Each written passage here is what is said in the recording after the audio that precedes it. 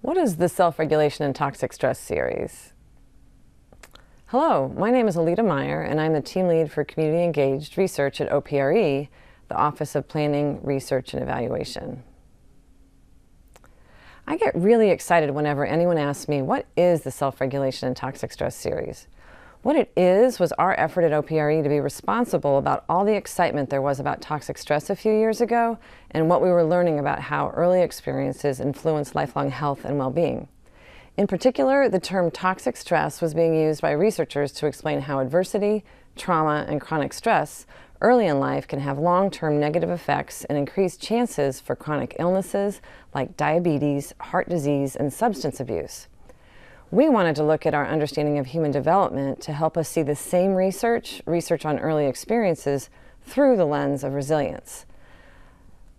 That's because by better understanding why some individuals beat the odds, adapt, and thrive in the face of adversity, we hope to identify strategies that would promote protective factors.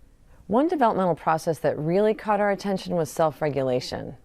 Simply put, self-regulation is the act of managing thoughts and feelings to enable goal-directed action. The way I like to explain it for myself is that self-regulation helps me make good choices in the moment, right now, while at the same time helping me make choices that are good for the long term. These good choices aren't one-size-fits-all, though, because we need to be able to adapt to situations, and we need to be flexible because life changes. It's like being able to do all these things together: settle down, pay attention, and be wise about the future. What is great about self-regulation is that it has far-reaching benefits. For example, self-regulation promotes physical, emotional, social, and economic health across the lifespan. And like any good developmental process, how self-regulation looks as we grow changes through life. In fact, it's a lot like literacy, which is the ability to read and understand what we're reading. So literacy is a set of skills that are developed over time in a sequential manner that allow a person to understand more and more complex texts. And so what we can read as adults builds on all the things we learned to read before then. And what we read when we are older is also more complicated than what we were reading when we were younger. So in the same way, self-regulation requires a series of subcomponent skills that build upon one another to enable effective action in complex situations. This makes sense because life gets more complex and challenging as we get older.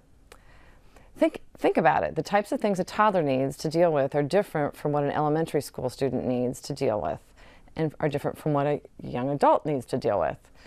So self-regulation development assists us through all of that. The good news about self-regulation, something that's also true about literacy, is that we always can learn more, we can get better, and through experiences like instruction, practice, and support from others. In fact, support of self-regulation is critical at each stage of development from birth through young adulthood. Because ACF programs reach children, youth, and families in multiple ways across their lives, we see many opportunities for this strengths-focused approach to help address some of the negative effects of early adversity and chronic stress. Learn more at acf.hhs.gov/opre/research/project/toxic-stress-in-self-regulation-reports. Soft piano music playing. Animated entry of full screen OPRE logo and web address, acf.hhs.gov/opre.